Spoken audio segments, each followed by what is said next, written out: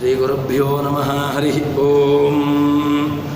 ಯೋಂತಃ ಪ್ರವಿಶ್ಯ ಮವಾಚಮಿಮಾಂ ಪ್ರಸಬ್ದಾಂ ಸಂಜೀವಯತ್ಯಖಿಲ ಶಕ್ತಿಧರಸ್ವಧಾಮ್ನಾ ಅನ್ಯಾಂಶ್ಚ ಹಸ್ತಚರಣಶ್ರವಣತ್ವಗಾದೀನ್ ಪ್ರಾಣಾನ್ ನಮೋ ಭಗವತೆ ಪುರುಷಾಯ ತುಭ್ಯಂ. ಭವತ್ಯದನುಭಾವಾದೇಡಮೋ ಕೋಪಿ ವಾಗ್ಮಿ ಜಡಮತಿರಭಿಜಂದುರ್ಜಾಯತೆ ಪ್ರಾಜ್ಞಮೌಲಿಃ. ಸಕಲವಚನಚೇತೋ ದೇವತಾ ಭಾರತೀ ಸಾ ಮಮ ವಚತಿ ದತ್ತಾಂ ಸನ್ನಿಧಿಂ ಮಾನಸೇ ಚ. ತಪೋ ವಿದ್ಯಾ ವಿರಕ್ತ್ಯಾದಿ ಸದ್ಗುಣೋ ಘಾಕರಾನಹಂ ವಾದಿರಾಜಗುರೋನ್ ವಂದೇ ಹಯಗ್ರೀವಪದಾಶ್ರಯಾನ್. ಪೂಜ್ಯಾಯ ರಾಘವೇಂದ್ರಾಯ ಸತ್ಯಧರ್ಮಹರ್ತಾಯ ಚ ಭಜತಾಂ ಕಲ್ಪವೃಕ್ಷಾಯ ನಮತಾಂ ಕಾಮಧೇನವೇ. ಬ್ರಹ್ಮಚರ್ಯ ಹರಿಪ್ರೇತಸುವಿದ್ಯಾವಾದಶಾಲಿನಃ ಇಷ್ಟದಾನ್ ಕಷ್ಟಹರ್ತೃನ್ನಃ ವಿದ್ಯಾಮಾನ್ಯಾನ್ ಮುನೀನ್ ನಮಃ.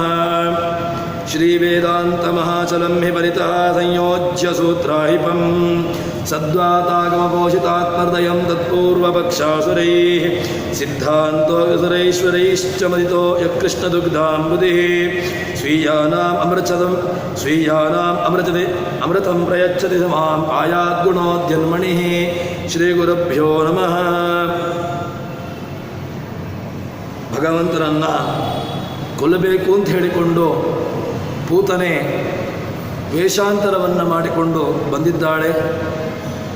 ಬಂದು ಭಗವಂತನಿಗೆ ತಾನು ವಿಷದ ಹಾಲನ್ನು ಉಣಿಸಿ ತನ್ಮೂಲಕವಾಗಿ ತನ್ನ ಪ್ರಾಣಕ್ಕೇನೆ ಅವಳು ಸಂಚಕಾರವನ್ನು ತಂದುಕೊಂಡಳು. ಇಲ್ಲಿ ವಾದಿರಾಜರು ಇದನ್ನು ಒಂದು ರೀತಿಯಾಗಿ ಹೇಳ್ತಾರೆ. ಅಭಿಪ್ರದತ್ತೇ ಗರಲೆ ಶಿಶುಂತಂ ಅಂತ ಹೇಳಿಕೊಂಡು ಯಾರೂ ಕೂಡ ಭಗವಂತನಿಗೆ ಅಥವಾ ನಿಷಿದ್ಧವಾಗಿರತಕ್ಕಂತಹ ಪದಾರ್ಥವನ್ನು ಭಗವಂತನಿಗೆ ನೀಡಿ ಅಥವಾ ಉತ್ತಮರಿಗೆ ನೀಡಿ ಯಾರೂ ಕೂಡ ಉತ್ತಮ ಗತಿಯನ್ನು ಹೊಂದಿರತಕ್ಕಂತಹ ದೃಷ್ಟಾಂತಗಳು ಇಲ್ಲ. ಯಾಕೆಂದರೆ ನಿಷಿದ್ಧವಾದಂತಹ ಪದಾರ್ಥವನ್ನು ತಾನೂ ಸಹಿತ ಸ್ವೀಕಾರ ಮಾಡದೆ ತಾನೂ ಸ್ವೀಕಾರ ಮಾಡಲಿಕ್ಕಿಲ್ಲ. ಅದನ್ನು ಭಗವಂತನಿಗೆ ನೀಡಿದ್ರಿಂದಾಗಿ ತಾನು ಯಾವತ್ತೂ ಕೂಡ ಒಳ್ಳೆಯ ಗತಿಯನ್ನು ಹೊಂದೋದಿಲ್ಲ ಅಂತ ಹೇಳಿಕೊಂಡು ಹೇಳಿ ತದನಂತರದಲ್ಲಿ ಒಂದು ವಿಷಯವನ್ನು ಹೇಳ್ತಾರೆ. ಆ ಪೂತನೆ ಸತ್ತು ಬಿದ್ದಿದ್ದಾಳೆ. ಅವಳ ಆ ವಿರೂಪ ವಿಕೃತವಾಗಿರತಕ್ಕಂತಹ ರೂಪ ತಾನು ಬಂದಿರತಕ್ಕಂತಹದ್ದು ವೇಷವನ್ನು ಮರೆಮಾಚಿ ಬಂದಿದ್ದಾಳೆ. ಆ ವೇಷವನ್ನು ಮರೆಮಾಚಿ ಬಂದಿರತಕ್ಕಂಥವಳು ಈಗ ತಾನು ಆ ಕೃಷ್ಣನಿಂದಾಗಿ ಹತಳಾಗಿ ಬಿದ್ದಿದ್ದಾಳೆ. ಹೇಳ್ತಾರೆ ಅದನ್ನು ತರ್ಕೇ ಅತಿತರ್ಕ ಶರವೋ ಜ್ವಲತಾಟಕಾಂತಾಂ. ಹಿಂದೆ ತಾಟಕೆಯೇ ರಾಮಾವತಾರದಲ್ಲಿರತಕ್ಕಂತಹ ತಾಟಕೆ ಅವಳು ಈಗ ಈ ಪೂತನೆಯಾಗಿ ತಾನು ಬಂದಿರತಕ್ಕಂಥವಳು ಅಂತ ಹೇಳಿಕೊಂಡು ಹೇಳ್ತಾರೆ. ಇನ್ನು ರಾಜರು ಇದರಲ್ಲಿ ಒಂದು ಒಳ್ಳೆಯ ಅಂಶವನ್ನು ಹೇಳ್ತಾರೆ. ಅದೇನು ಅಂತ ಕೇಳಿದರೆ ಮುಕುಂದ ವಿದ್ವೇಷ ವಿಷಾನುಷಂಗಾತ್ ವಿಯೋಜಿತಾಂಗಿ ಕೆಲ ಪೂತನಾಯಿಕ ಅಪಾತಧನ್ಯ ಲಲನಾಗ್ರಗಣ್ಯ ಜಗಾಮಚಾನ್ಯ ಮರಲೋಕಲೋಕಂ. ಇಲ್ಲಿ ಹೇಳ್ತಾರೆ ರಾಜರು ಆ ಪೂತನೆ ಅಲ್ಲಿರತಕ್ಕಂತಹ ಪೂತನೆ ಮೋಕ್ಷಕ್ಕೆ ಹೋದಳು ಅಂತ ಹೇಳಿಕೊಂಡು ನಮಗಿಲ್ಲಿ ಕಾಣ್ತದೆ. ವಾಸ್ತವಿಕವಾಗಿ ಪೂತನೆ ಅವಳು ಮೋಕ್ಷಕ್ಕೆ ಹೋಗಿದ್ದಲ್ಲ. ಮತ್ತೇನು ಅಂತಂದರೆ ಇಲ್ಲಿ ನಿಯಮಿತವಾಗಿ ಯಾರು ಸಜ್ಜನರು ಯಾರು ಒಳ್ಳೆಯ ಜೀವರಾಶಿಗಳಿದ್ದಾರೋ ಅವರಿಗೆ ಮೋಕ್ಷ ಅಂತ ಇರುವಂತಹದ್ದು. ಪೂತನೆ ಮೋಕ್ಷಕ್ಕೆ ಹೋದಳು ಅಂತ ಇಲ್ಲಿ ಹೇಳಿದರೆ ಆವಾಗ ಭಗವಂತನನ್ನು ದ್ವೇಷ ಮಾಡಿ ನಾವು ಮೋಕ್ಷವನ್ನು ಹೊಂದಲಿಕ್ಕೆ ಆಗದೆ ಅಂತಾದರೆ ಯಾವ ಕಾರಣಕ್ಕೋಸ್ಕರವಾಗಿ ಅವನ ಆರಾಧನೆಗಳು ಇತ್ಯಾದಿಗಳನ್ನೆಲ್ಲ ಮಾಡಬೇಕು ಅಂತ ಪ್ರಶ್ನೆ ಬರ್ತದೆ. ಆದರೆ ಇಲ್ಲಿ ಹೇಳ್ತಾರೆ ಏನು ಅಂತ ಕೇಳಿದರೆ ಭಗವಂತನನ್ನು ದ್ವೇಷ ಮಾಡಿದ ಮೂಲಕವಾಗಿ ಯಾರೂ ಕೂಡ ಮೋಕ್ಷವನ್ನು ಹೊಂದಿಲ್ಲ. ಮತ್ತು ಏನು ಅಂತ ಕೇಳಿದರೆ ಆ ಪೂತನೆಯ ಶರೀರದಲ್ಲಿ ಇಬ್ಬರು ಜೀವರಾಶಿಗಳಿದ್ದರು.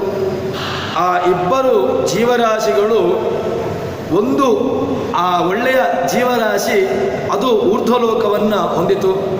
ಇನ್ನು ಆ ಪೂತನ ಎಂಬಂತಹ ಏನು ಆ ದುಷ್ಟರಾಗಿರತಕ್ಕಂತಹ ಜೀವ ಅವಳು ಅಧೋಲೋಕವನ್ನು ಹೊಂದಿದಳು ಅಂತ ಹೇಳಿಕೊಂಡು ಹೇಳ್ತಾರೆ.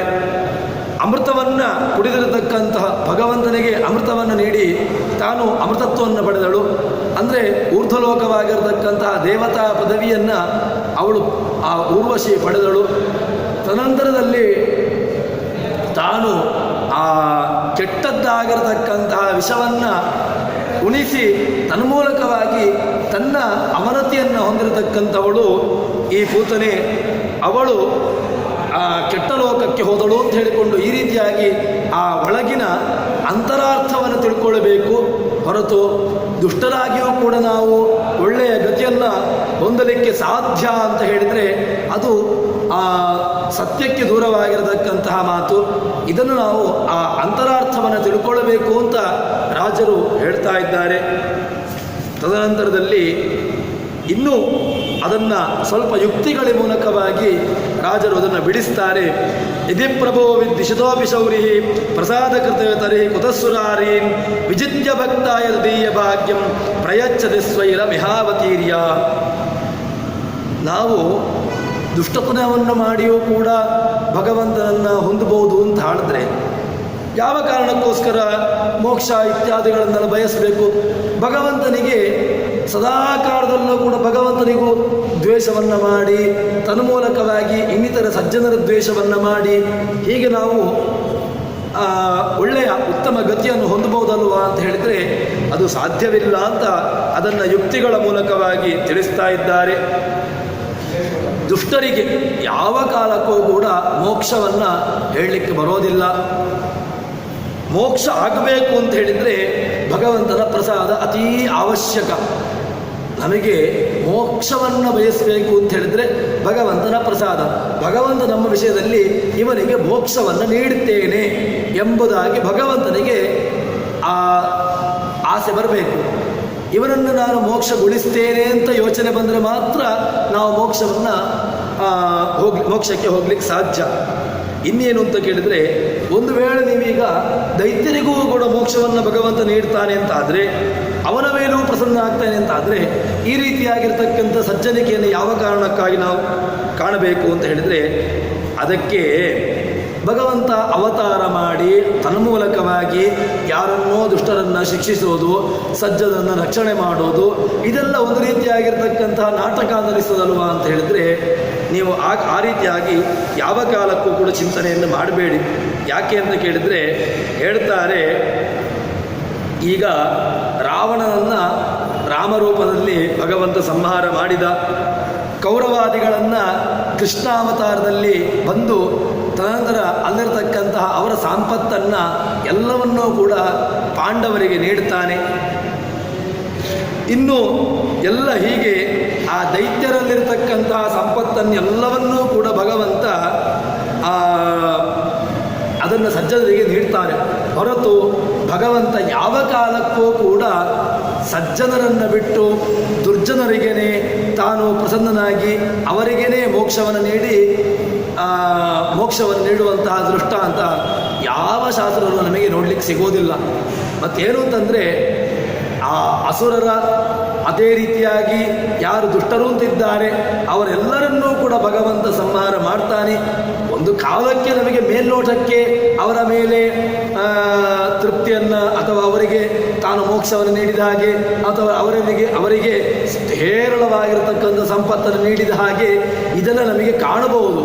ವಾಸ್ತವಿಕವಾಗಿ ಭಗವಂತ ಯಾವ ಕಾಲಕ್ಕೂ ಕೂಡ ಆ ಅಸುರರ ಮೇಲೆ ಪ್ರಸನ್ನನಾಗಿ ತನ್ಮುಖನಾಗಿ ಅವರಿಗೆ ಮೋಕ್ಷಾದಿಗಳನ್ನು ನೀಡಿದ ದೃಷ್ಟಾಂತ ನಮಗೆಲ್ಲಿಗೂ ಕಾಣಲಿಕ್ಕೆ ಸಿಗೋದಿಲ್ಲ. ಮತ್ತು ಅವರಲ್ಲಿರ್ತಕ್ಕಂಥ ಸಂಪತ್ತನ್ನು ಭಗವಂತ ಏನು ಮಾಡ್ತಾನೆ ಅಂತಂದರೆ ಅದನ್ನು ಸಜ್ಜನರಿಗೆ ನೀಡ್ತಾನೆ. ರಾವಣನನ್ನು ಕೊಂದ ರಾವಣನ ರಾಜ್ಯದಲ್ಲಿ ಭಗವಂತ ಹೋಗಿ ಅಲ್ಲಿ ಸಾಮ್ರಾಜ್ಯವನ್ನು ಆಳಲಿಲ್ಲ. ಮತ್ತೇನು ಮಾಡಿದ, ಅಲ್ಲಿ ವಿಭೀಷಣನಿಗೆ ಪಟ್ಟವನ್ನು ಕಟ್ಟಿ ತನ್ಮೂಲಕವಾಗಿ ಅವನನ್ನು ರಾಜ್ಯಕ್ಕೆ ಅಧಿಪತಿಯನ್ನಾಗಿ ಮಾಡಿದ. ಇನ್ನು ಕೌರವಾದಿಗಳನ್ನು ಸಂಹಾರ ಮಾಡಿ ಕೃಷ್ಣನೇ ಹೋಗಿ ಅಲ್ಲಿ ಸಾಮ್ರಾಜ್ಯವನ್ನು ಆಳಲಿಲ್ಲ. ಮತ್ತು ಆ ಧರ್ಮಜರ ಪಾಂಡುವಿನ ಮಕ್ಕಳಾಗಿರತಕ್ಕಂತಹ ಪಾಂಡವರಿಗೆ ಪಂಚ ಪಾಂಡವರಿಗೇ ಆ ಸಾಮ್ರಾಜ್ಯವನ್ನು ನೀಡಿ ಅವರಲ್ಲಿ ಆ ಸಂಪತ್ತಿಗೆ ಅವರನ್ನು ಅಲ್ಲಿ ಅಭಿಮಾನಿಯನ್ನಾಗಿ ಅಲ್ಲಿ ಕೂಡಿಸ್ತಾನೆ. ಹೊರತು ತಾನು ಯಾವ ಕಾಲಕ್ಕೂ ಕೂಡ ಆ ಅಸುರರ ಮೇಲೆ ಆಗಿ ದೈತ್ಯರ ಮೇಲೆ ಆಗಲಿ ಭಗವಂತನಿಗೆ ಕರುಣವನ್ನು ತೋರಿಸೋದಿಲ್ಲ ಅಂತ ಈ ಒಂದು ಪ್ರಯಚ್ಛತೆ ಸ್ವೈರಂ ಇಹಾವತೀರ್ಯ, ಅವರಲ್ಲಿರ್ತಕ್ಕಂಥ ಸಂಪತ್ತನ್ನು ಯಾವ ಕಾಲಕ್ಕೂ ತಾನು ಭೋಗವನ್ನು ಭೋಗಿಸುವುದಿಲ್ಲ ಅಂತ ಎಂಬ ರಹಸ್ಯವನ್ನು ಹೇಳ್ತಾರೆ. ಇನ್ನು ದುಷಾಂಬರಿಯಚ್ಛರಿಯರಿಹಿ ಮೋಕ್ಷಂ ನದರ್ಹಿ ಕಸ್ಮಾತ್ ಅಪವರ್ಗ ಮಾರ್ಗ ಅರಿಷ್ಟವಾತಾದುರವತ್ಸಕೇಶಿ ವಿನಾಶಕಾಲೇ ವಿವೃತಶುಕೇನ. ಭಾಗವತದಲ್ಲಿ ಒಂದು ಮಾತನ್ನು ಹೇಳ್ತಾರೆ. ಏನು ಅಂತಂದರೆ ದ್ವಿಷಾಂಬರಿಯಚ್ಛರಿಯರಿಹಿ ಮೋಕ್ಷಂ. ಈಗ ಹರಿ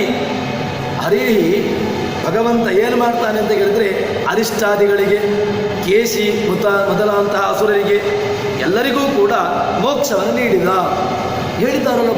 ಭಗವಂತನನ್ನು ಚೆನ್ನಾಗಿ ತಿಳಿಸತಕ್ಕಂತಹ ಭಾಗವತ ಅದೇ ಹೇಳ್ತಾ ಉಂಟು. ಭಗವಂತನನ್ನು ದ್ವೇಷ ಮಾಡಿ ದ್ವೇಷ ಚೈದ್ಯ ಅದಯೋ ನೃಪ ಅಂತ ನಮಗೆ ಭಾಗವತವೇ ಹೇಳಿಕೊಟ್ಟಂತಹದ್ದು.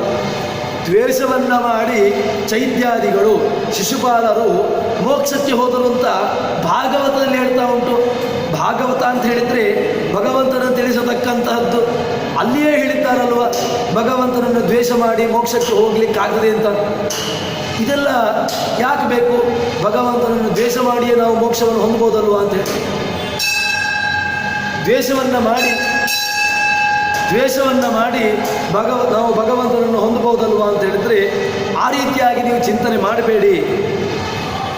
ಶುಕಾಚಾರ್ಯ ಹೇಳಿರ್ತಕ್ಕಂತಹದ್ದು ಏನು ಅಂತ ಕೇಳಿದ್ರೆ, ಅರಿಷ್ಟ, ಕೇಶಿ ಇವರೆಲ್ಲರೂ ಕೂಡ ಭಗವಂತನನ್ನು ಹೊಂದಿದ್ರು, ದ್ವೇಷವನ್ನು ಮಾಡಿದರು. ತನ್ಮೂಲಕವಾಗಿ ಅವರು ಭಗವಂತನನ್ನು ಹೊಂದಿದ್ರು ಅಂತ ಉಂಟಲ್ವ ಅಂತ ಹೇಳಿದರೆ ಅದಕ್ಕೆ ಹೇಳ್ತಾರೆ, ಹಾಗೆ ಯಾವ ಕಾಲಕ್ಕೂ ಕೂಡ ಚಿಂತನೆ ಮಾಡಬೇಡಿ. ಯಾಕೆ ಅಂತ ಕೇಳಿದರೆ ಅದನ್ನು ಅಚೇತ್ ಯಮಾಲಯ ಲಯಮೇಶಸಿ.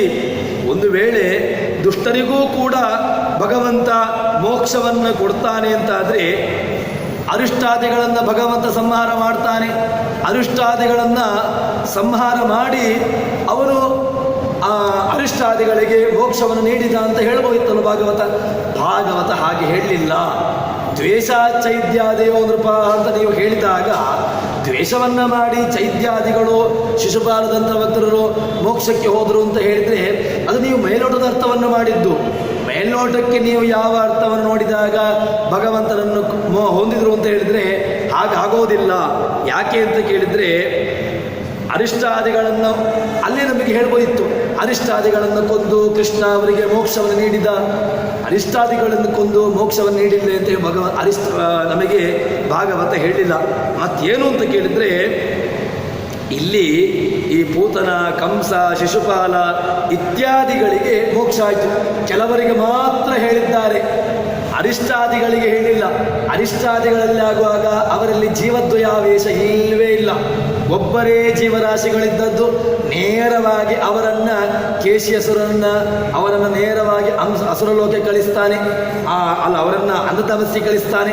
ಅರಿಷ್ಟಾದಿಗಳನ್ನು ಭಗವಂತ ಅವರನ್ನು ತಮಸ್ಸಿ ಕಳಿಸಿಬಿಡ್ತಾನೆ. ಆದರೆ ಕೆಲವರನ್ನು ಬೊಟ್ಟು ಮಾಡಿ ಹೇಳಿದ್ದಾರೆ. ಭಾಗವತ ಇತ್ಯಾದಿ ಗ್ರಂಥಗಳಲ್ಲಿ ಕೆಲವರನ್ನು ಅಸುರರನ್ನು ಹೇಳುವಾಗ ಆ ಅಸುರರ ಹೆಸರನ್ನು ಹೇಳಿ ತನ್ಮೂಲಕವಾಗಿ ಅವರಿಗೆ ಮೋಕ್ಷ ಆಯಿತು ಅಂತ ಹೇಳಿದ್ದಾರೆ. ಅಂದರೆ ಅಲ್ಲಿ ನೀವು ಹೇಗೆ ಅರ್ಥವನ್ನು ಮಾಡಬೇಕು? ಈಗ ಆ ಪೂತನೆಯನ್ನು ಹೇಳಿದ್ದಾರೆ, ಕಂಸನನ್ನು ಹೇಳಿದ್ದಾರೆ, ಶಿಶುಪಾಲ ದಂತಭಕ್ತರನ್ನು ಆ ಹೆಸರನ್ನು ಹೇಳಿ ಅವರಿಗೆ ಮೋಕ್ಷವನ್ನು ಆಗಿದೆ ಅಂತ ಹೇಳಿದ್ದಾರೆ. ಇಲ್ಲಿ ಹೆಸರನ್ನು ಹೇಳಿ ಯಾರಿಗೆಲ್ಲ ಮೋಕ್ಷ ಆಗಿದೆ ಅಂತ ಹೇಳಿದ್ದಾರೋ ಅವರಲ್ಲಿ ಎಲ್ಲರಲ್ಲಿಯೂ ಕೂಡ ಜೀವದ್ವಯಾವೇಶ ಇತ್ತು ಅಂತ ತಿಳ್ಕೊಳ್ಬೇಕು. ಕಂಸನನ್ನು ಹೇಳಿದ್ದಾರೆ. ಕಂಸನಲ್ಲಿಯೂ ಕೂಡ ಜೀವದ್ವಯಾವೇಶ ಇತ್ತು. ಅವನಲ್ಲಿ ಈಗ ಜಯ ವಿಜಯರು ಅವರಲ್ಲಿ ಇದ್ದರು. ತನ್ಮೂಲಕವಾಗಿ ಭಗವಂತ ಏನು ಮಾಡ್ತಾನೆ, ಅವರಲ್ಲಿರ್ತಕ್ಕಂತಹ ಒಳ್ಳೆಯ ಜೀವರಾಶಿಯನ್ನು ಮೋಕ್ಷಕ್ಕೆ ಗಳಿಸ್ತಾನೆ. ಯಾರು ಕೆಟ್ಟ ಜೀವರಾಶಿಗಳಿದ್ದಾರೋ ಅವರನ್ನು ಅಂಧಂತಮಸ್ಸಿ ಗಳಿಸ್ತಾನೆ. ಇನ್ನು ಪೂತನೆಯಲ್ಲಿ ಅಲ್ಲಿಯೂ ಕೂಡ ಎರಡು ಜೀವದ್ವಯ, ಒಂದು ಉರ್ವಶಿ ಎಂಬಂಥವಳು, ಇನ್ನೊಬ್ಬಳು ಪೂತನ ಅಂತ ಹೇಳತಕ್ಕಂತಹ ಅಸುರೆ, ಅವಳು ಅಂಧಂತಮಸ್ಸನ್ನು ಹೊಂದಾಳೆ. ಪೂತನ ಎಂಬುವಳು ಭಗವಂತನನ್ನು ಅವಳಿಗೆ ಅವಳು ಅಪ್ಸರಾತ್ವವನ್ನು ಅಂದರೆ ದೇವತಾ ಪದವಿಯನ್ನು ಹೊಂದಾಳೆ. ಇನ್ನು ಈ ಶಿಶುಪಾಲ ಅವನು ಕೂಡ ಜೀವದ್ವಯಾವೇಶ, ಭಗವಂತನೇ ತನಗೆ ತಾನು ಕೊಟ್ಟಂತಹ ವರ, ತಾನು ಅವರನ್ನು ಸಂಹಾರ ಮಾಡ್ತೇನೆ ಅಂತ ಹೇಳಿಕೊಂಡು ಬಂದಿರತಕ್ಕಂತಹದ್ದು. ಅದಕ್ಕೋಸ್ಕರವಾಗಿ ಯಾರನ್ನೆಲ್ಲ ಭಗವಂತ ಕೆಲವು ಸಂದರ್ಭದಲ್ಲಿ ಹೇಳ್ತಾನೋ ಅವರಿಗೆ ಮೋಕ್ಷವನ್ನು ಕೊಟ್ಟ ಅಂತ ಹೇಳಿದಾಗ ಅವರಲ್ಲಿರ್ತಕ್ಕಂತಹ ಒಳ್ಳೆಯ ಜೀವರಾಶಿಗಳಿಗೆ ಮೋಕ್ಷವನ್ನು ನೀಡ್ತಾನೆ. ಅವರಲ್ಲಿರ್ತಕ್ಕಂತಹ ಯಾರು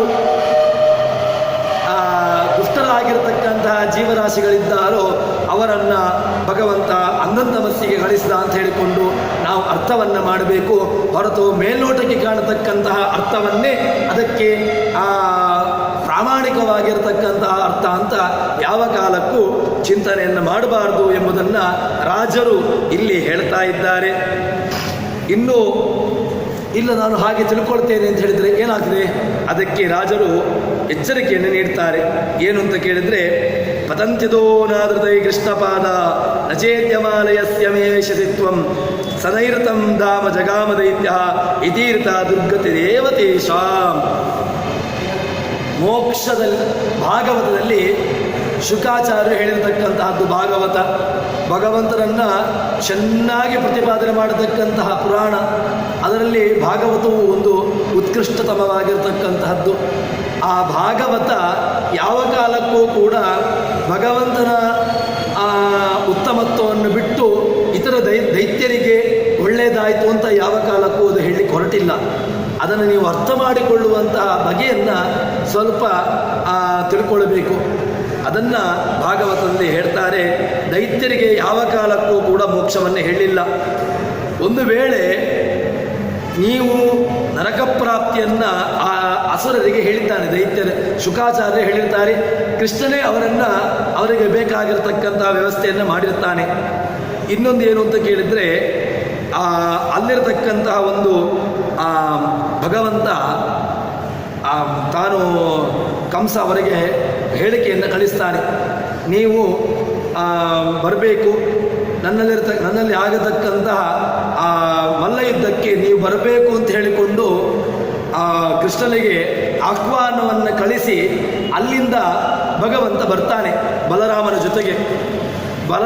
ಜೊತೆಗೆ ಬರುವಾಗ ಆ ಮಾವುತ ಮುಷ್ಟಿಕಾಸುರ ಚಾಣೂರ ಮಲ್ಲಯುದ್ಧ ವಿಶಾರದ ಅಂತ ಹೇಳಿಕೊಂಡು ಭಗವಂತನನ್ನು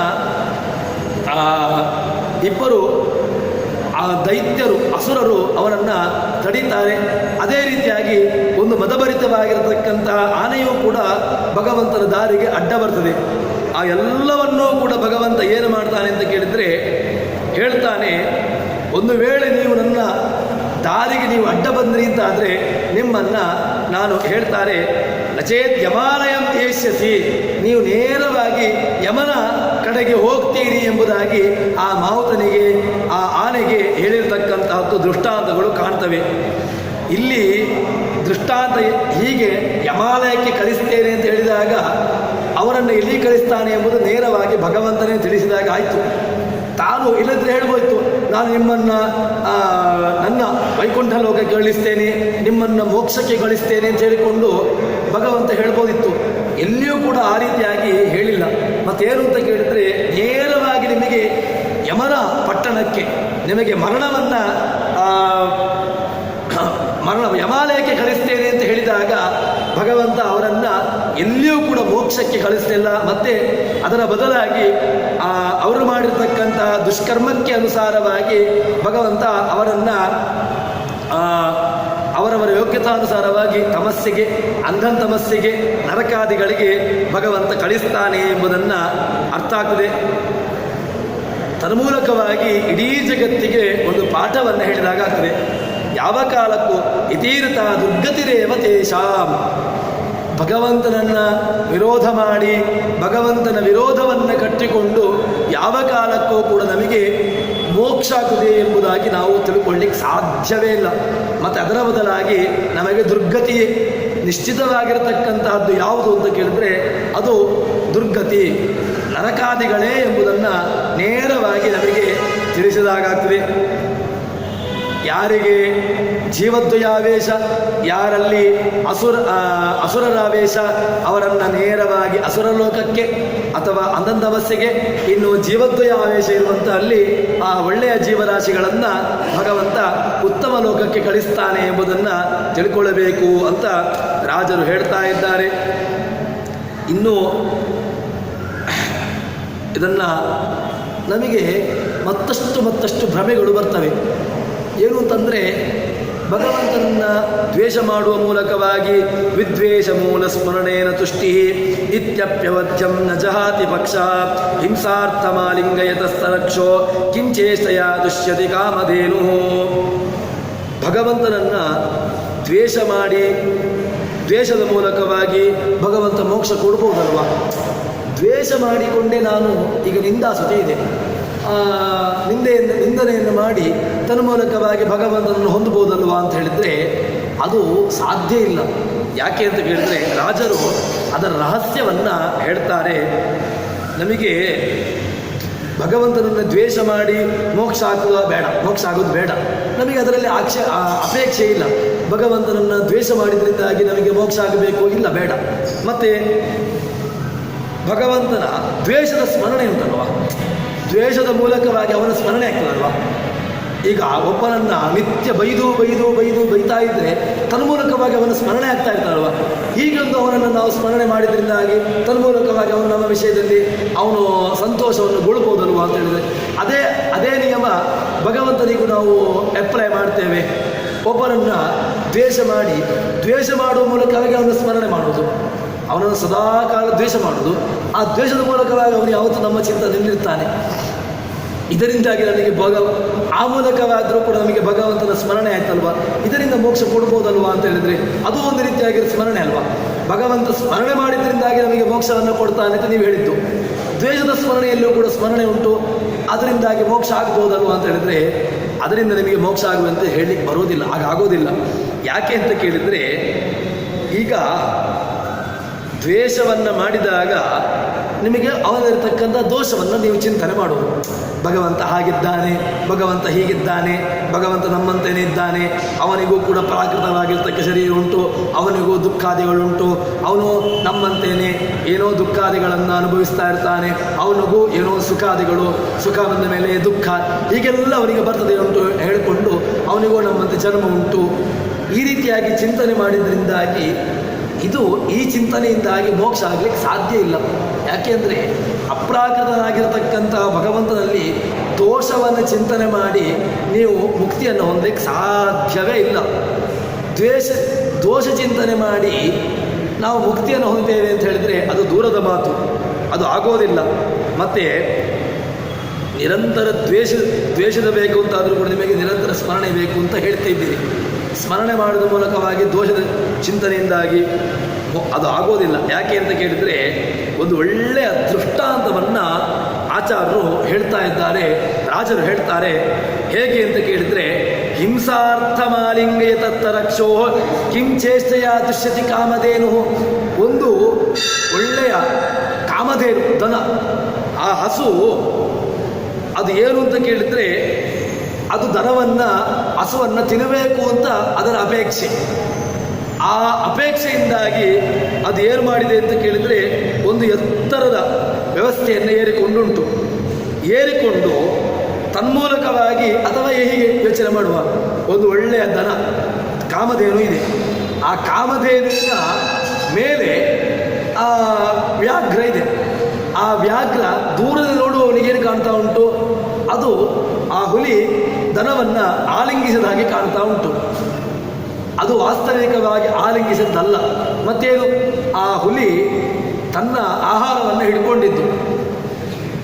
ಇದೇ ರೀತಿಯಾಗಿ ನೀವು ದ್ವೇಷದ ಮೂಲಕವಾಗಿ ಭಗವಂತನನ್ನು ಸ್ಮರಣೆ ಮಾಡಿ ಆ ದ್ವೇಷದ ಸ್ಮರಣೆಯಿಂದಾಗಿ ನಿಮಗೆ ಭಗವಂತ ಮೋಕ್ಷವನ್ನು ಕೊಡಬೇಕು ಅಂತ ಹೇಳಿದರೆ ಅದು ಸಾಧ್ಯ ಇಲ್ಲ. ದ್ವೇಷದ ಮೂಲಕವಾಗಿ ಅದು ಇದೇ ದೃಷ್ಟಾಂತದಾಗಿ ಆಯಿತು. ಒಬ್ಬರನ್ನು ತಿನ್ನಬೇಕು ಅಥವಾ ಒಬ್ಬರನ್ನು ಅದನ್ನು ಅವನು ಸ್ತೋತ್ರ ಮಾಡೋದು ಕೇವಲ ಮುಖಸ್ತುತಿ, ಒಬ್ಬರನ್ನು ಮುಖದ ಸ್ತುತಿಯಿಂದ ಮಾಡಿ ತನ್ಮೂಲಕವಾಗಿ ನಾವು ಅವನನ್ನು ನಮ್ಮ ಕಡೆಗೆ ಎಳೆಯುವಂಥ ಒಂದು ಪ್ರಯತ್ನ. ಹೀಗೆ ಮಾಡಿಕೊಂಡು ಯಾವ ಕಾಲಕ್ಕೂ ಕೂಡ ಮೋಕ್ಷ ಆಗಲಿಕ್ಕೆ ಸಾಧ್ಯವೇ ಇಲ್ಲ. ಇದೇ ದೃಷ್ಟಾಂತ ಹೇಗೆ ಅಂತ ಕೇಳಿದರೆ, ಒಂದು ಕಾಮಧೇನುವನ್ನು ಹಿಡಿದಿರತಕ್ಕಂತಹ ವ್ಯಾಘ್ರ ಅದು ದೂರದಿಂದ ನೋಡಿದಾಗ ಹೇಗೆ ಕಾಣುತ್ತದೆ? ಅದು ಆಲಿಂಗಿಸಿದ ಹಾಗೆ ಕಾಣ್ತಾ ಉಂಟು. ವಾಸ್ತವಿಕವಾಗಿ ಆಲಿಂಗಿಸಿದ್ದ ಅಂತ ಕೇಳಿದದ್ದು ಆಲಿಂಗಿಸಿದ್ದಲ್ಲ. ಮತ್ತು ಅದು ಸಂಹಾರ ಮಾಡಲಿಕ್ಕೆ ಆ ದನವನ್ನು ಕಾಮಧೇನುವನ್ನು ತಿನ್ನಲಿಕ್ಕಿರತಕ್ಕಂತಹದ್ದು. ಅದೇ ರೀತಿಯಾಗಿ ನೀವು ದ್ವೇಷದ ಮೂಲಕವಾಗಿ ಭಗವಂತನ ಸ್ಮರಣೆ ಮಾಡಿ ನಿಮಗೆ ಮೋಕ್ಷ ಆಗ್ತದೆ ಅಂತ ಕೇಳಿದರೆ ಅದನ್ನು ಯಾವ ಕಾಲಕ್ಕೂ ಹಾಗಾಗೋದಿಲ್ಲ. ದ್ವೇಷಪೂರ್ವಕವಾಗಿರ್ತಕ್ಕಂಥ ಸ್ಮರಣೆಯಿಂದಾಗಿ ಭಗವಂತ ಮೋಕ್ಷವನ್ನು ಕೊಡ್ತಾನೆ ಅಂತ ಈ ರೀತಿಯಾಗಿ ಚಿಂತನೆಯನ್ನು ಮಾಡಬೇಡಿ ಅಂತ ನಮಗೆ ಒಂದು ಚಿಂತನೆ, ನಮ್ಮ ರಹಸ್ಯವನ್ನು. ನಾವು ದ್ವೇಷವನ್ನು ಮಾಡಿ ಮೋಕ್ಷವನ್ನು ಹೊಂದುತ್ತೇನೆ ಅಂತ ಹೇಳಿದರೆ ಅದು ನಿಮ್ಮ ಭ್ರಮೆ ಅಂತ ಹೇಳಿಕೊಂಡು ಹಾಗೆ ಯಾವ ಕಾಲಕ್ಕೂ ನಿಮಗೆ ಮೋಕ್ಷ ಆಗೋದಿಲ್ಲ ಅಂತ ಹೇಳ್ತಾರೆ. ಸರಿ, ಮತ್ತಷ್ಟು ಅದಕ್ಕೆ ಬೇಕಾಗಿರತಕ್ಕಂತಹ ಒಂದು ಪ್ರಮಾಣವನ್ನು ಹೇಳ್ತಾ ಹೋಗ್ತಾರೆ. ಈಗ ದ್ವೇಷವನ್ನು ಮಾಡಿದ ಮೂಲಕವಾಗಿ ಪುಣ್ಯ ಬರ್ತದೆ. ನಿಮಗೆ ಭಗವಂತನನ್ನು ಸ್ಮರಣೆ ಮಾಡಿದಂತಹ ಪುಣ್ಯ ಅದರಿಂದ ಬಂತು. ಯಾಕೆ? ನೀವು ದ್ವೇಷವನ್ನು ಮಾಡಿದ್ರಿ, ಅದರಿಂದಾಗಿ ಯಾರ ಸ್ಮರಣೆ ಆಯಿತು? ಭಗವಂತನ ಸ್ಮರಣೆ ನಿಮಗೆ ಸದಾಕಾಲದಲ್ಲೂ ಇತ್ತು. ತನ್ಮೂಲಕವಾಗಿ ನಿಮ್ಮಲ್ಲಿ ಆ ಸ್ಮರಣೆ ಬಂದದ್ರಿಂದಾಗಿ ನಿಮಗೆ ಭಗವಂತ ನಿಮ್ಮ ವಿಷಯದಲ್ಲಿ ಪುಣ್ಯ ಎಂಬುದು ಅದು ಬಂತು. ಆದರೆ ಮೋಕ್ಷಕ್ಕೆ ಇದು ಸಾಕಾಗೋದಿಲ್ಲ. ಮೋಕ್ಷಕ್ಕೆ ಬೇಕಾದ್ದು ಏನು ಅಂತ ಕೇಳಿದರೆ ಕೇವಲ ಅದರಿಂದ ಭಗವಂತನ ಸಂತೋಷ ಬರ್ಬೋದಷ್ಟೇ. ಸಂತೋಷ ಅಂತ ಹೇಳಿದರೆ ಇವನಿಗೆ ನನ್ನ ಸ್ಮರಣೆ ಬಂತು ಅಂತ ಅಷ್ಟೇ ಇವನಿಗೆ ಆಗುವಂತಹದ್ದು. ಮತ್ತು ಇನ್ನೊಂದು ಕೆಲವು ಇದಕ್ಕೆ ಹೇಗೆ ಒಳ್ಳೆಯ ದೃಷ್ಟಾಂತ ಏನು ಅಂತ ಕೇಳಿದರೆ, ಒಬ್ಬ ಕಟುಕ ದನವನ್ನು ಕೊಲ್ಲಿಕ್ಕೆ ಹೊರಟವ. ಆ ಕಟುಕ ಅವನು ದನವನ್ನು ಕೊಲ್ಲುವಾಗ ಅದನ್ನು ಮುದ್ದಿಸ್ತಾನೆ. ಆ ಪ್ರೀತಿಯಲ್ಲಿ ಯಾವುದಾದ್ರೂ ಕೂಡ ಒಳ್ಳೆಯ ಒಂದು ಭಾವನೆ ಉಂಟಾ ಅಂತ ಕೇಳಿದರೆ ಇಲ್ಲ. ಯಾಕಿಲ್ಲ? ಅವನು ಮುಂದೆ ಆ ಕಾಮಧೇನುವನ್ನು ದನವನ್ನು ವಧೆ ಮಾಡಲಿಕ್ಕೆ ಹೊರಟವನು. ಆ ಕಟುಕ ಹೇಗೋ ಅದೇ ರೀತಿಯಾಗಿ ಅವನು ಆ ಕಾಮಧೇನುವನ್ನು ಸ್ವಲ್ಪ ನೇವರಿಸ್ತಾನೆ, ಅದನ್ನು ಏನೋ ಮುದ್ದು ಮಾಡ್ತಾನೆ, ಅದಕ್ಕೆ ಬೇಕಾಗಿರತಕ್ಕಂತಹ ಹುಲ್ಲು ಇತ್ಯಾದಿಗಳನ್ನೆಲ್ಲ ಕೊಡ್ತಾನೆ. ತನ್ಮೂಲಕವಾಗಿ ಅವನಿಗೆ ಅದರಿಂದ ಪ್ರೀತಿ ಬಂತ ಅಂತ ಕೇಳಿದ್ರೆ ಪ್ರೀತಿ ಬರಲಿಲ್ಲ. ನಮಗೂ ಕೂಡ ಆ ಭಗವಂತನನ್ನು ದ್ವೇಷ ಮಾಡಿ ತನ್ಮೂಲಕವಾಗಿ ಸ್ಮರಣೆ ಬಂತು, ಅದರಿಂದಾಗಿ ಮೋಕ್ಷಕ್ಕೆ ಅದು ಸಾಕಾಗೋದಿಲ್ಲ. ನಿಮಗೆ ಇದೇ ದೃಷ್ಟಾಂತ ಹೇಗೆ ಅಂತ ಕೇಳಿದರೆ, ನಿಮಗೆ ಭಗವಂತನನ್ನು ಅದರಿಂದ ಸ್ಮರಣೆ ಆದ್ದರಿಂದಾಗಿ ನಿಮಗೆ ಪಾಪ ಹೋಗ್ಬೋದು, ಏನೋ ಒಂದಿಷ್ಟು ಪುಣ್ಯ ಬರ್ಬೋದಷ್ಟೇ ಹೊರತು ನಿಮಗೆ ಮೋಕ್ಷವಾಗಲಿಕ್ಕೆ ಇದು ಸಾಕಾಗೋದಿಲ್ಲ. ಜ್ಞಾನೇನೈವ, ಜ್ಞಾನ ಮಾತ್ರ ನಿಮ್ಮನ್ನು ಮೋಕ್ಷಕ್ಕೆ ಕರೆದುಕೊಂಡು ಹೋಗುವಂತಹದ್ದು. ಆ ಜ್ಞಾನ ಬರಬೇಕು ಅಂತಾದರೆ ಆತ್ಮಾವ ಅರೆ ದ್ರಷ್ಟವ್ಯ ಶ್ರೋತವ್ಯೋ ಮಂತವ್ಯೋ ನಿಧಿಧ್ಯಾಸಿತವ್ಯ ಅಂತ ಹೇಳಿಕೊಂಡು ವೇದ ನಮಗೆ, ಶ್ರುತಿ ನಮಗೆ ಹೇಳ್ತದೆ, ಆತ್ಮಾವ ಅರೆ ದ್ರಷ್ಟವ್ಯ, ನಮಗೆ ಭಗವಂತನನ್ನು ಕಾಣಬೇಕು ಅಂತ ಹೇಳಿದರೆ ದ್ರಷ್ಟವ್ಯ, ಶ್ರೋತವ್ಯ, ಮಂತವ್ಯ, ನಿಧಿಧ್ಯಾಸಿತವ್ಯ. ನೀವು ಶ್ರವಣ ಮಾಡಬೇಕು, ಮನನ ಮಾಡಬೇಕು, ನಿಧಿಧ್ಯಾಸನ ಮಾಡಬೇಕು, ಅನಂತರ ಭಗವಂತನ ಪ್ರಸಾದ ಬೇಕು. ನಿಮಗೆ ಭಗವಂತನ ಮೋಕ್ಷ ಬೇಕು ಅಂತ ಹೇಳಿದರೆ ಭಗವಂತನಿಗೆ ಮುಖ್ಯವಾಗಿ ಭಗವಂತನ ಪ್ರಸಾದ ಆಗಬೇಕು. ಭಗವಂತನ ಪ್ರಸಾದ ಅಂತ ಹೇಳಿದರೆ ಭಗವಂತನಿಗೆ ಅವನಿಗೆ ಮನಸ್ಸಲ್ಲಿ ಬರಬೇಕು, ಇವನು ನನ್ನ ಭಕ್ತನಾಗಿದ್ದಾನೆ, ಇವನನ್ನು ನಾನು ಇವನನ್ನು ಬಿಡುಗಡೆಗೊಳಿಸ್ತೇನೆ ಅಂತ ಹೇಳಿಕೊಂಡು ಭಗವಂತನಿಗೆ ಯಾವಾಗ ಚಿಂತನೆ ಬರ್ತದೆಯೋ ಆವಾಗ ಈ ಸಂಕೋಲೆಗಳಿಂದ ಬಿಡುಗಡೆ. ಇಲ್ಲದಿದ್ದರೆ ಇದೇ ಒದ್ದಾಟದಲ್ಲಿ ನಾವು ಇರಬೇಕಾಗುತ್ತದೆ. ಅದಕ್ಕೋಸ್ಕರ ಮುಖ್ಯವಾಗಿ ನಾವು ಭಗವಂತನನ್ನು ಸ್ಮರಣೆ ಮಾಡಿ ತನ್ಮೂಲಕವಾಗಿ ಅವನ ಪ್ರೀತಿಯನ್ನು ಗಳಿಸಬೇಕು ಅಂತ ಇಲ್ಲಿ ನಮಗೆ ದೊಡ್ಡ ರಹಸ್ಯವನ್ನು ಹೇಳ್ತಾ ಇದ್ದಾರೆ. ಇನ್ನು ದೋಷಂ ದುರಂತಂ ಕುಜವರ್ಣಯದ್ಭಿ ದ್ವೇಷಂ ಹರೇ ಕ್ವಾಪಿ ತಮೋ ನಿಧಾನಂ ಈಶಾಪ್ತಿ ವಿಘ್ನಂ ಕುಜ ನಿರ್ಣಯದ್ಭಿ ಏತನ್ಮತಂ ಪ್ರತಿಷಿದ್ಧವಾರ್ಯಿ. ಹೇಳ್ತಾರೆ ಇದು ಭಾಗವತ. ನಮಗೆ ಕೆಲವು ಸರಿ ಇದೆ ಈ ಪುರಾಣಗಳನ್ನು ನೋಡಿ ನಮಗೆ ಅದಕ್ಕಿಂತ ವ್ಯತಿರಿಕ್ತವಾಗಿ ಅರ್ಥವನ್ನು ಮಾಡ್ತೇವೆ. ಪುರಾಣಗಳಿಗೆ ಅರ್ಥವನ್ನು ಮಾಡಬೇಕು ಅಂತ ಹೇಳಿದ್ರೆ ಆ ಪುರಾಣವನ್ನು ಅರ್ಥೈಸಿಕೊಳ್ಳಿಕ್ಕೆ ಇರತಕ್ಕಂತಹ ಭಾಷೆಗಳಿದೆ. ಸಮಾಧಿ ಭಾಷೆ, ಗುಹ್ಯ ಭಾಷೆ, ಸಮಾಧಿ ಭಾಷೆ, ಗುಹ್ಯ ಸಮಾಧಿ ಭಾಷೆ, ಹೀಗೆ ಆಯಾಯ ಭಾಷೆಗಳ ಜ್ಞಾನ ಇರಬೇಕು. ಕೇವಲ ಮೇಲ್ನೋಟದ ಅರ್ಥಕ್ಕೆ ಅರ್ಥವನ್ನು ಮಾಡಿಕೊಂಡು ತನ್ಮೂಲಕವಾಗಿ ದ್ವೇಷವನ್ನು ಮಾಡಿಕೊಂಡು ನಮಗೆ ಭಗವಂತ ಮೋಕ್ಷವನ್ನು ಕೊಡ್ತಾನೆ ಅಂತ ಹೇಳಿಕೊಂಡು ಅರ್ಥವನ್ನು ಮಾಡಿದೆವು ಅಂತ ಹೇಳಿದರೆ ಅದರಿಂದ ನಮಗೆ ಆಗತಕ್ಕಂತಹದ್ದು ಅವಾಂತರವೇ ಹೊರತು ಅದು ನಮ್ಮ ಮೋಕ್ಷಕ್ಕೆ ಕಾರಣ ಆಗಲಿಕ್ಕೆ ಸಾಧ್ಯವೇ ಇಲ್ಲ. ಇನ್ನು ಈ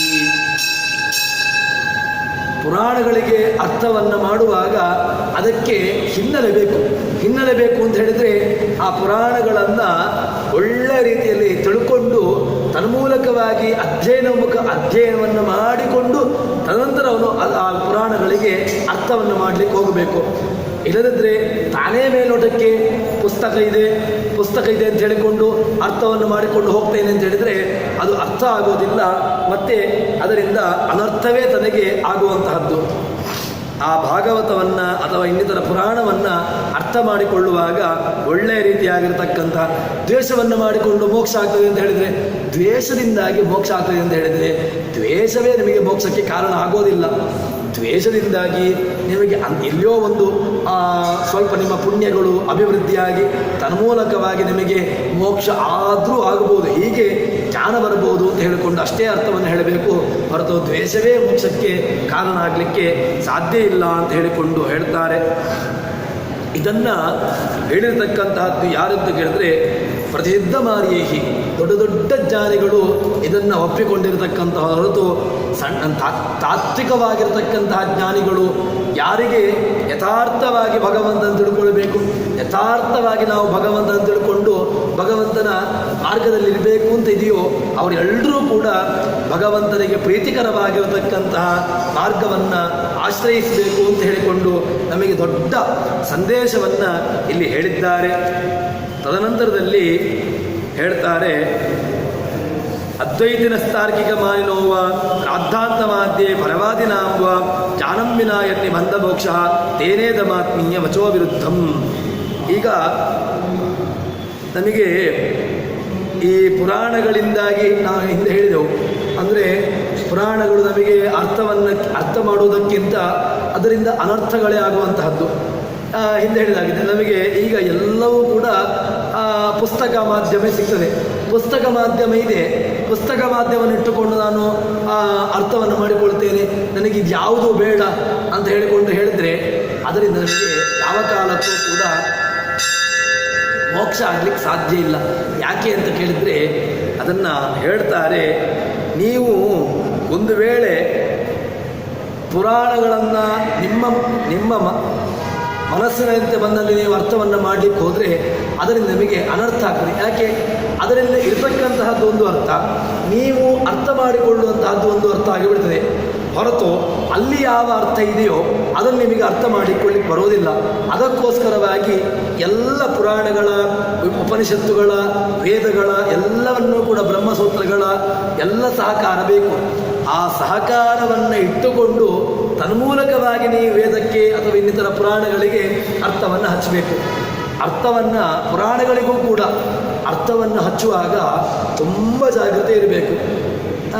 ಕೆಲವು ಸಂದರ್ಭದಲ್ಲಿ ಇತರ ದೇವತೆಗಳ ಸರ್ವೋತ್ತಮತ್ವವನ್ನು ಹೇಳ್ತಕ್ಕಂತಹ ಪುರಾಣಗಳಿದೆ.